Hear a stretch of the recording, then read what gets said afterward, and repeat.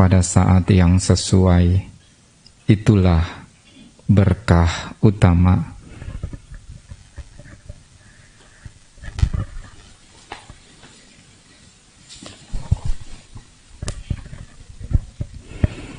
Terpujilah Sang Bhagawa. Namo Buddhaya.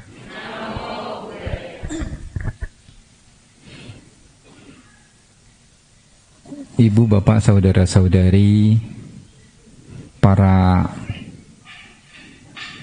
upasaka upasika yang berbahagia, pagi hari ini bersama-sama bisa melakukan satu kebajikan melalui puja bakti. Di samping melakukan kebajikan, tentunya juga untuk mengembangkan batin kita ke arah yang lebih baik, ke arah yang lebih luhur. Ibu, bapak, saudara-saudari melakukan ini di pagi hari tentu karena ada keyakinan. Di sana ada sadda. Kalau tidak ada sadda, tidak ada keyakinan, tentu tidak akan sampai ke wihara ini.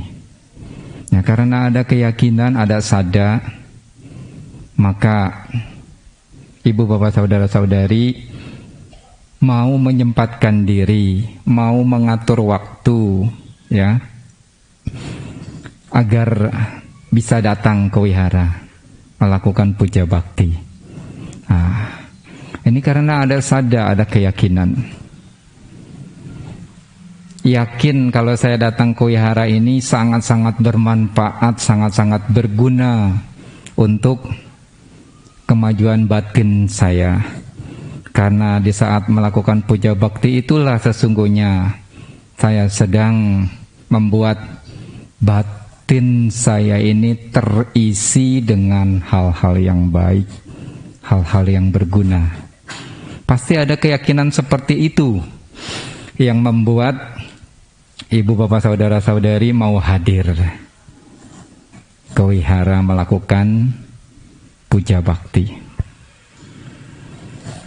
Ibu, bapak, saudara-saudari,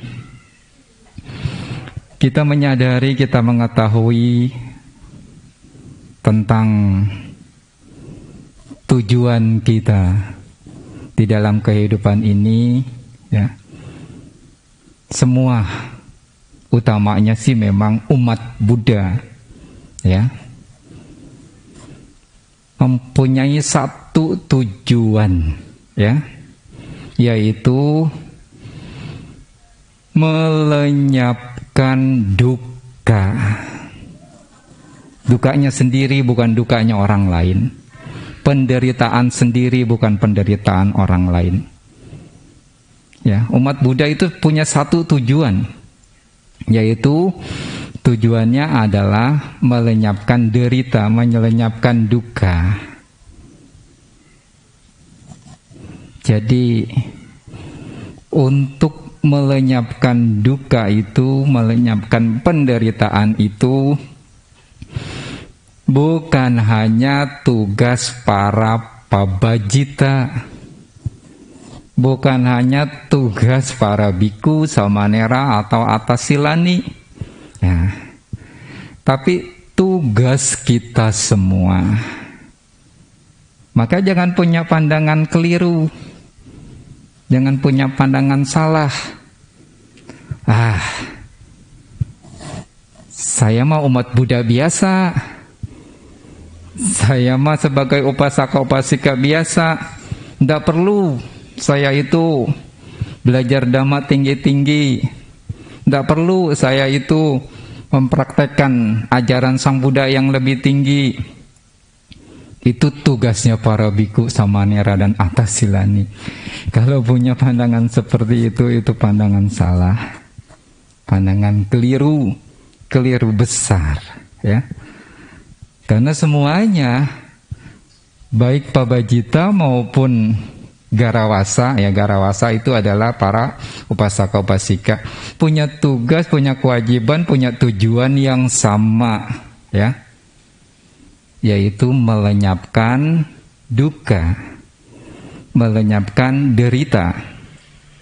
Duka ini, derita ini bisa dilenyapkan tentunya dengan menjalankan dhamma. Bukan dhamma yang receh-receh, maksudnya receh-receh itu yang rendah-rendah, hanya dana saja, hanya puja bakti biasa saja. Bukan yang seperti itu. Jangan berpikirnya, sudah, sebagai upasaka upasika saya hanya cukup berdana, puja bakti, stop. Kalau hanya itu tujuan utama sebagai umat Buddha, melenyapkan derita, tidak akan dapat dicapai. Ya. Jadi tugas kita, kewajiban kita, tujuan kita sama, ya. Sebagai umat Buddha itu sama. Melenyapkan duka, melenyapkan derita. Maka kita harus bisa menjalankan dhamma, mengembangkan batin kita terus-menerus ke arah yang lebih luhur, praktek dhamma yang lebih tinggi. Nah, seperti itulah. Sehingga tujuan kita bisa kita capai. Ibu, bapak, saudara-saudari, di kesempatan pagi hari ini kita akan membahas satu sutta tentang, ya, sutta yang berjudul Vitakka Santana Sutta. Sutta yang membahas tentang pelenyapan pikiran-pikiran kacau. Vitakka Santana Sutta, sutta tentang pelenyapan pikiran-pikiran kacau.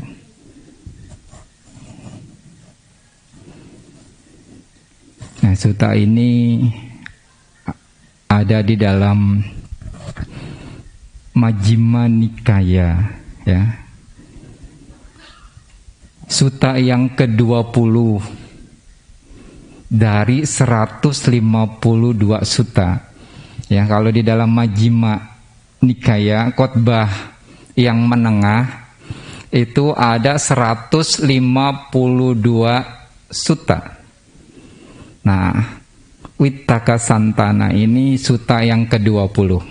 Nah, khotbah ini disampaikan oleh Sang Buddha kepada para biku di Jetawana,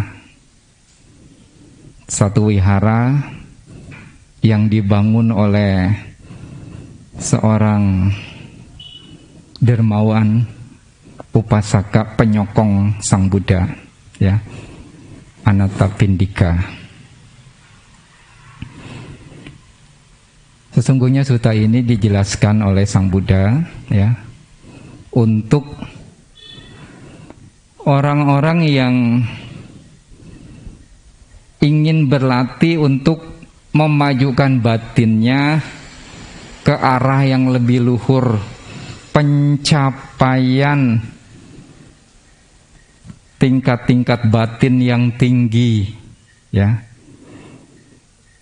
Di mana di sana dijelaskan kalau untuk mencapai itu ada halangan-halangan berupa pikiran-pikiran yang buruk yang terkait dengan loba, dosa, dan moha.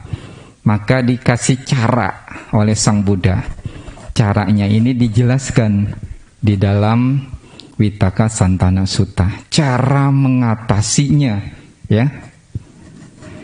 Pikiran-pikiran yang tidak bermanfaat, pikiran-pikiran buruk, pikiran-pikiran yang tidak berguna.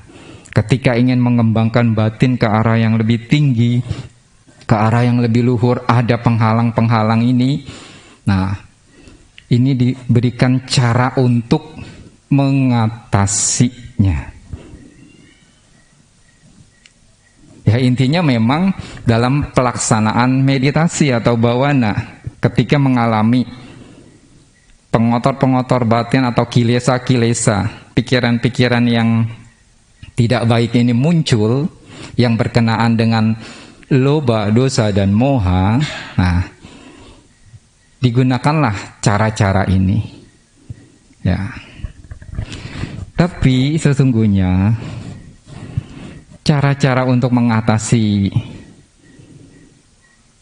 pikiran-pikiran yang tidak baik ini sebagai upasaka upasika perumah tangga, ya, bisa menggunakan cara ini dalam kehidupan sehari-hari menghadapi yang namanya pengotor-pengotor batin yang muncul di dalam pikiran kita.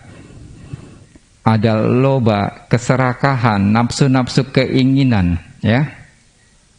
Ada pandangan-pandangan salah, pandangan-pandangan keliru, ya. Ada kebencian, dosa.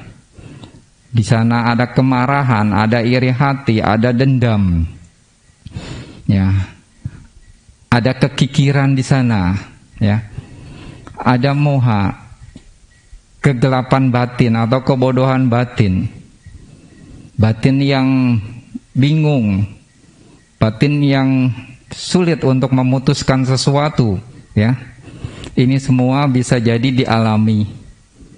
Bukan bisa jadi, sering kali dialami, ya kan? Bagaimana mengatasi ini? Nah, di sini dijelaskan di dalam sutta ini cara mengatasinya.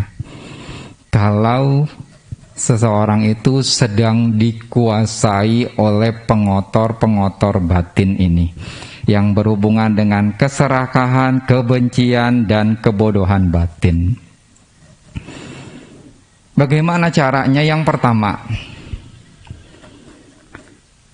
bila muncul pikiran yang buruk, pikiran yang jahat, harus segera diganti dengan pikiran yang baik. Nah, ini yang pertama, ya.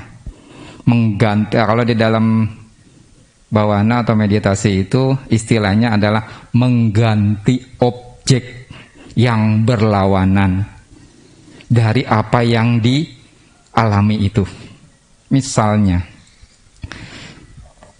kalau seseorang sedang dikuasai kebencian, kemarahan, dendam, ingin menyakiti orang lain, tidak senang, tidak suka, itu adalah berkembangnya pikiran-pikiran buruk, pikiran-pikiran jahat yang berkenaan dengan dosa, pikiran yang jahat. Kalau ini yang berkembang, harus dirubah, dimunculkan metta, cinta kasih, dilawan dengan metta. Kembangkan pikiran-pikiran cinta kasih. Saat kebencian muncul, itu adalah pikiran yang tidak baik, ganti pikiran yang tidak baik itu dengan objek metta, cinta kasih. Ya, dalam kehidupan sehari-hari bagaimana penerapannya? Saat ibu bapak saudara-saudari dikuasai kemarahan, kebencian, ketidaksukaan, marah rasanya luar biasa, wajahnya sudah merah, sudah membara. Kalau disentuh, aduh panas. Pernah nggak menyentuh saat marah, saat benci sama orang, disentuh, pernah nyentuh nggak wajah sendiri? Coba sentuh, rasakan. Itu panas, ya. Atau perlu pakai apa itu suhu yang di atas? Dilihat berapa tekanannya, suhunya. Oh, bisa panas, bisa langsung nggak boleh ikut puja bakti. Kenapa tinggi? Ya, tinggi itu ya. Panas ya. Dahinya juga udah kelihatan merah kalau sedang marah. Nah, saat kemarahan itu muncul diganti dengan cinta kasih, cobalah langsung diganti dalam pikirannya itu, semoga dia bahagia. Ganti dengan meta, dengan cinta kasih ya. Ini cara yang pertama, dilawan dengan objek yang berlawanan. Pikiran yang buruk, pikiran yang jahat itu dilawan dengan objek yang berlawanan. Saat kebencian, kemarahan muncul, lawan dengan cinta kasih. Daripada keluar kata-kata omelan-omelan caci maki kasar, coba dikeluarkan, semoga Anda bahagia. Itu cara melawannya. Ya, lupa. Kalau sudah marah, sudah ini nggak tertahankan, yang ada adalah lupa segalanya.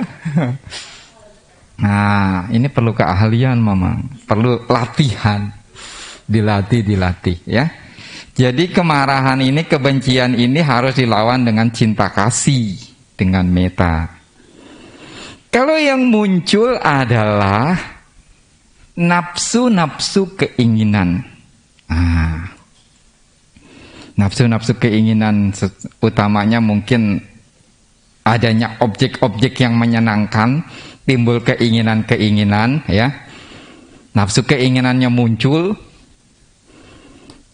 Ini adalah pikiran yang buruk, pikiran yang jahat ya. Harus dilawan dengan asubha, tentang meditasi objeknya ketidakindahan dari tubuh. Asubha direnungkan, itu tidak indah, kotor, menjijikkan. Jadi nafsu keinginannya ini dilawan dengan objek yang berlawanan, yaitu tentang ketidakindahan ya, tentang ketidakindahan. Ini kotor, menjijikkan, tidak indah. Itu bisa meredam nafsu keinginan ya, dilawan objek yang berlawanan ya. Atau juga bisa dengan merenungkan anicca, ketidakkekalan. Semua tidak kekal, berubah. Saat ini dia muncul keinginan-keinginan untuk memuaskan kesenangan-kesenangan indria. Ini enggak akan lama, ini akan berlalu. Semua berproses, ada anicca, tidak kekal.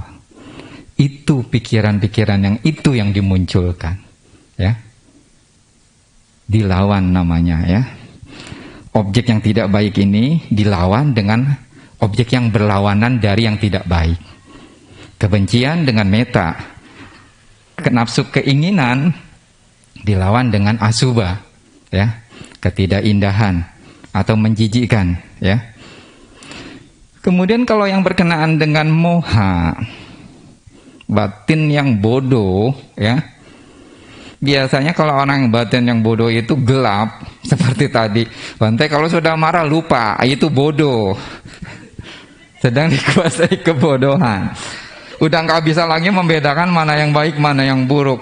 Memang sesungguhnya dosa itu terkait dengan moha. Loba juga terkait dengan moha. Dia nggak bisa berdiri sendiri. Di mana ada dosa, di mana ada kebencian, di situ pasti ada moha, ada kebodohan batin. Di mana ada loba, keserakahan, di situ pasti ada moha, kebodohan batin. Itu sudah pasti. Karena sifat dari loba, dari dosa ini tidak bisa berdiri sendiri. Ada temannya, yaitu si moha. Tapi si moha ini bisa sendiri, tanpa perlu ditemenin sama si loba dan si dosa. Dia bisa sendiri. Kalau si moha itu, ya. Nah, maka seseorang yang dikuasai dengan kebencian itu pasti di sana ada moha. Ada moha, ya. Nah, kalau yang sedang dikuasainya mohanya yang kuat, batin yang bodoh, batin yang tidak bisa membedakan mana yang baik mana yang buruk, ya, ini perlu dilawan dengan banyak kebijaksanaan. Bagaimana cara memunculkannya ini? Ya, kalau saat itu dikuasai oleh kebimbangan, bimbang untuk memutuskan sesuatu, jangan ambil keputusan. Cari orang bijaksana, minta nasihat. Karena kalau dalam saat situasi pikiran yang kacau, kebimbangan, keputusasaan, memutuskan sesuatu hasilnya tidak akan baik. Harus cari orang yang mengerti permasalahan itu, diskusikan, ya. Cari pemecahan yang benar. Itulah dilawan dengan yang bertentangan, ya, si moha ini. Nah, ini ya cara pertama mengatasi pikiran-pikiran yang buruk, pikiran-pikiran yang jahat yang berkaitan dengan loba, dosa, dan moha. Dilawan atau dengan kata lain diganti objek yang buruk itu dengan objek yang berlawanan. Yang kedua, ya, adalah merenungkan akan bahayanya. Direnungkan bahaya dari yang buruk ini, ya. Kita harus cari, misalnya cara pertama ini seperti tadi, wah kalau sedang marah itu lupa segalanya, si moha muncul, coba dicari yang solusi yang kedua ini. Nah, cara yang kedua,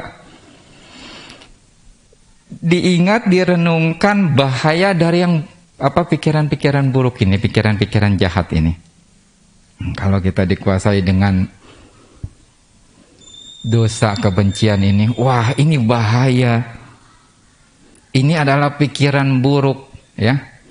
Kalau sampai pikiran buruk ini keluar melalui tubuh, melalui ucapan, menjadi hal yang buruk, bisa berbahaya.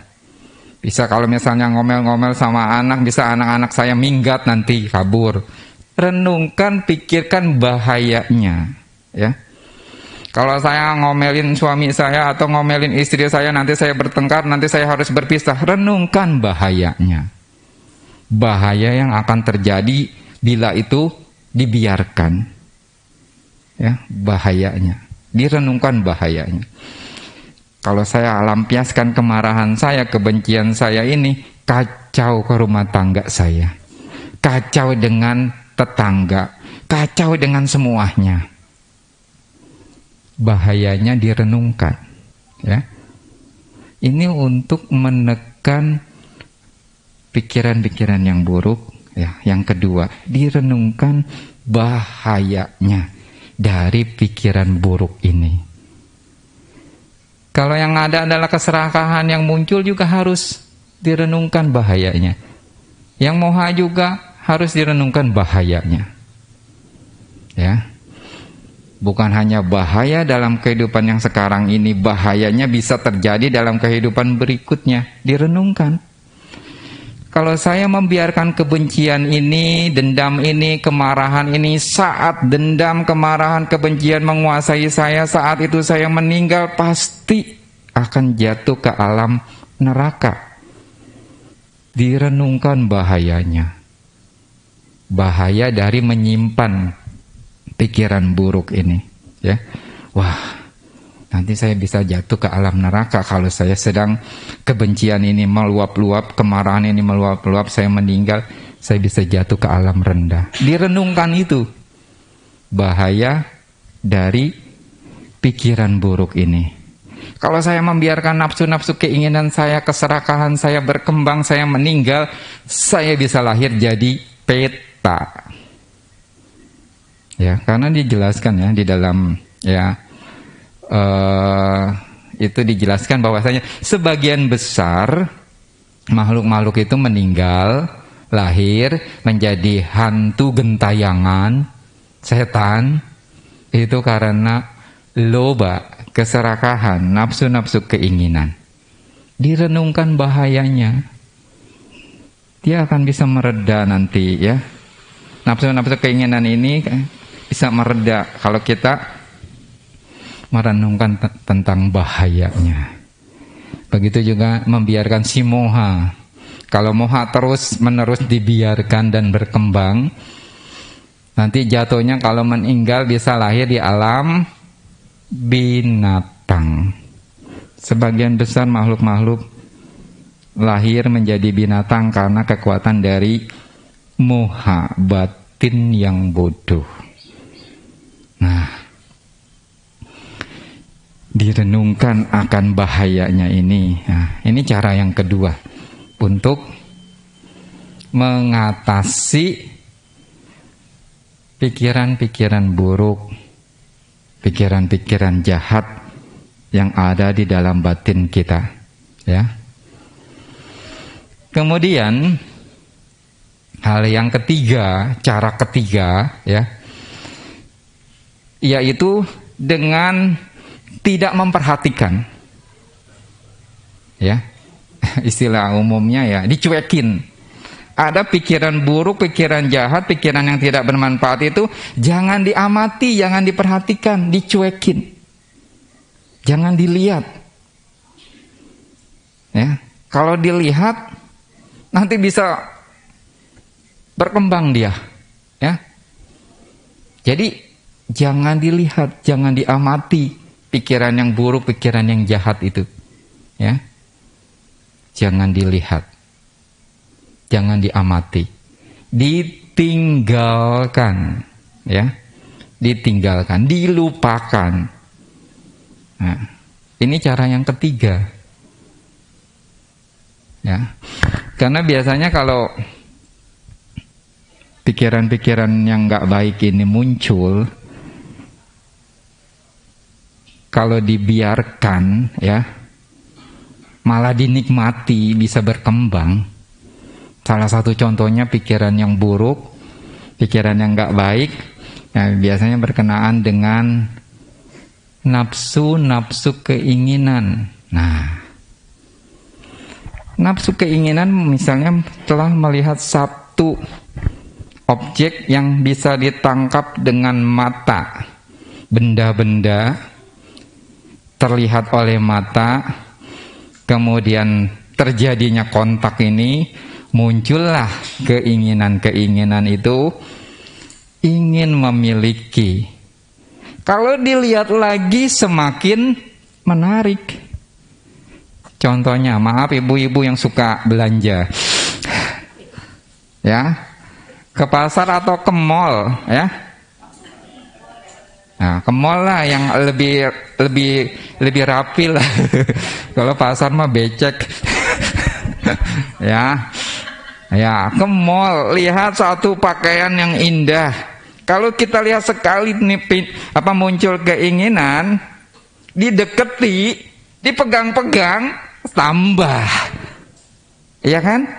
Nyadarin nggak gitu? Tapi lihat itu, oh bagus sekali. Ah sudah, nggak usah dilihat lagi. Lupa, betul nggak? Jangan dilihat makanya. Kalau dilihat nanti ingin lagi. Makanya udah dibilang jangan dilihat. Ini syaratnya. Kalau balik lagi dilihat lagi, ya keinginannya muncul lagi. Makanya cara yang ketiga ini, ya, jangan dilihat, dicuekin, ya, dilupakan. Walaupun mungkin pulang masih terbayang-bayang bentuknya, melambai-lambai itu barang. Ayo sini, nanti kebeli orang loh. Sudah melambai-lambai dia. Dipotong, jangan diingat lagi, ya, dilupakan. Itu caranya, ya. Karena kalau nggak digituin, wah, bahaya ini. Terus nyangkut, udah terus kepikiran sampai ke bawah dalam mimpi. Dalam mimpi kok udah kebeli tapi belum ada ya. Di mimpi saya sudah ada ini baju di lemari, tapi kok ini nggak ada. Nah, karena dipikirin terus. Awalnya dibiarkan, ya, saat melihat objek dibiarkan, malah dinikmati. Ini bahaya. Harus saat itu jangan dilihat. Nah, jangan dilihat, jangan diperhatikan, ya, yang buruk ini, yang tidak baik ini. Ya, seperti itulah caranya, ya, mengatasi pengotor batin, ya, pikiran-pikiran yang buruk yang berhubungan dengan kesenangan indria ini. Ketika itu muncul, jangan dilihat, jangan diamati, ya, jangan diperhatikan. Nah, nanti dia akan mereda. Tapi zaman sekarang nggak bisa, Bante. Ini di WA saya selalu banyak promosi, Bante. Statusnya ganti-ganti, ini model pakaiannya ganti-ganti. Aduh, makanan juga ada di WA saya, Bante. Gimana saya nggak tertarik? Jangan dilihat. Nggak usah direspon. Kalau direspon, sudahlah. Kesenangan indria. Jangan dibuang, HP masih penting. Kalau nggak ada HP nanti nggak kewihara, nggak ada pemberitahuan. Tahu sisi negatif dan positifnya, sisi baik dan tidak baiknya. Bijaksana menggunakan handphone. Ya, seperti itulah, ya. Hal yang ketiga, jangan diamati, jangan dilihat, tidak diperhatikan objek itu. Nah, begitu juga kalau misalnya muncul kebencian sama seseorang, jangan dilihat orangnya, nanti tambah benci. Betul. Apalagi kita udah benci dia masih seneng-seneng ketawa ketiwi. Aduh, tambah kesel katanya. Ya kan?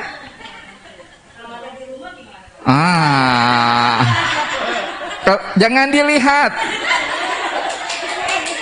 Istilahnya malah kalau di dalam penjelasannya, ya, dalam penjelasan di suta itu, pejamkan mata, jangan dilihat. Kalau memang itu menimbulkan kilesa kita, pengotor batin kita berkembang, ya, jangan dilihat, ya. Karena biasanya kalau kita lihat, itu pengotor batin itu, kilesa itu meluap dia, ya kan? Meluap. Salah-salah, awalnya nggak mau ngomong, jadi ngomong itu. Dari mulutnya, gara-gara ngelihat. Tapi kalau nggak ada kan, mau ngomelin pintu. Tapi ada juga kadang-kala, ya, pelampiasannya ke apa? Ke piring, dibanting. Nah, itulah, ya. Jadi saat pengotor batin, pikiran-pikiran buruk ini muncul, jangan dilihat, jangan diamati objek itu, ya. Ya, dicuekin dulu HP-nya, ya. Ya. Kemudian, ya, yang keempat, bagaimana cara mengatasinya ini, ya? Kita bisa dengan merilekkan tubuh sekaligus mencari akar penyebab dari pengotor batin ini muncul. Kita rileks, nyaman, kita cari, kita korek-korek, kita renungkan, apa sih yang menyebabkan pengotor batin ini muncul? Apa sih akarnya ini? Awalnya bagaimana sih dia bisa muncul? Nah, nanti akan mereda dia kalau udah tahu penyebabnya. Misalnya, saat kemarahan itu muncul, ya. Kemarahan ini muncul karena satu sebab. Sebabnya kita ketahui, kita cari sebabnya. Nanti ujung-ujungnya adalah pengertian kita akan muncul. Oh, kenapa dia berbuat itu? Ini karena sesungguhnya ada satu kesalahan, ada miskomunikasi, ada sesuatu yang harus saya perlu jelaskan. Kalau tahu akarnya, permasalahan pengotor batin kita ini muncul, nanti dengan sendirinya kita akan mencari solusi. Solusi untuk membenahi, untuk menyelesaikan itu. Nah, maka dicari akar permasalahannya dari timbulnya pikiran-pikiran buruk yang ada di dalam batin kita. Dicari, diselidiki, ya, direnungkan apa penyebabnya. Ini harus pandai, ya, harus pandai menyelidik ke dalam batin sendiri. Kok saya jadi marah sama dia? Kok saya benci sama dia? Kok saya dendam sama dia? Penyebabnya apa sih? Diselidiki, ya. Karena satu orang dengan orang lain, dia benci, dia marah, itu penyebabnya beda-beda, ya kan? Nggak sama. Akarnya beda-beda. Ada kadang-kala benci sama seseorang itu awalnya karena mungkin pernah tersinggung, mungkin karena saingan dalam bisnis, mungkin karena pokoknya macam-macam. Dicari, diselidik, akar penyebabnya nanti akan dalam penyelidikan ini akan muncul. Harus mengatasinya bagaimana? Kita cari akar penyebab dari pengotor batin kita yang muncul ini, pikiran-pikiran yang buruk ini. Ini yang keempat. Yang terakhir ini ada 5 ya. Solusinya kalau di dalam Wittaka Santana Sutta ini, solusi di dalam menangani pikiran-pikiran yang kacau, pikiran-pikiran yang tidak baik, pikiran-pikiran yang buruk yang berkenaan dengan loba dosa moha ini ada 5. Nah, yang terakhir adalah ini agak berhubungan dengan fisik. Berhubungan dengan fisik, yaitu dijelaskan di dalam sutanya dengan mengertakkan gigi, kemudian menekankan lidahnya ke atas langit-langit mulut, sambil menekan pikiran yang buruk ini, ditekan dengan pikiran yang baik. Ya. Jadi tahu mengertakkan gigi itu tahu nggak? Kalau ada kan orang yang tidur giginya krekot, itu namanya mengertakkan gigi, ya. Giginya kretek gitu ya. Dikertak, bolehlah istilah umumnya dibunyikan krek gitu ya, mengkertakkan gigi, kemudian lidahnya ditekan ke langit-langit mulut. Itu sesungguhnya untuk membuat pikiran itu kembali ke situ, perhatian ke situ, dan ketika ada perhatian di situ ditekanlah pikiran yang buruk itu.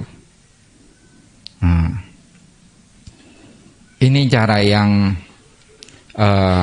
kelima dalam mengatasi pikiran-pikiran yang buruk, pikiran-pikiran yang jahat yang muncul di dalam batin kita.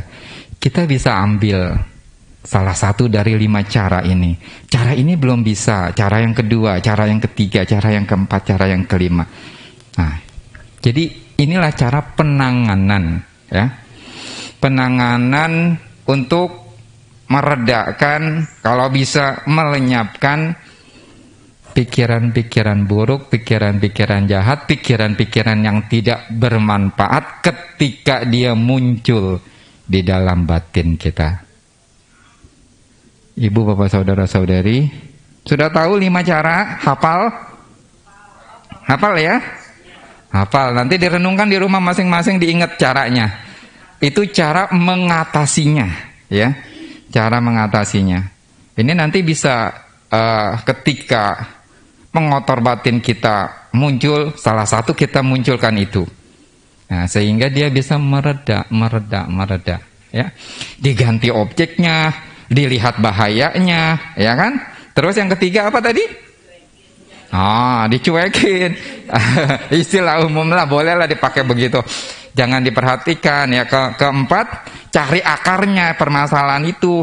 Yang kelima ya sedikit dengan fisik ya, ditekan, dikertakan giginya, lidahnya ditekan ke atas langit-langit mulut. Kemudian berusaha juga menekan pikiran yang buruk itu. Nggak ada yang gigi. Ada yang gigi pakai itu aja, gigi palsu. Ya dikertakan isitnya. Ya, itulah salah satu caranya ya. Nanti bisa dicoba dalam mengatasi ini. Ini adalah tujuannya untuk kemajuan batin. Agar batin ini tidak dikuasai oleh hal-hal yang buruk. Ya, pikiran-pikiran yang buruk. Ya, baik. Semoga apa yang disampaikan ini bermanfaat, berguna untuk kemajuan batin. Semoga bisa digunakan cara-cara ini sehingga batin ini kian hari berganti hari semakin maju dan pengotor batin ini dapat kita atasi. Akhir kata, sabbe sata bawantu sukitata. Semoga semua makhluk hidup berbahagia.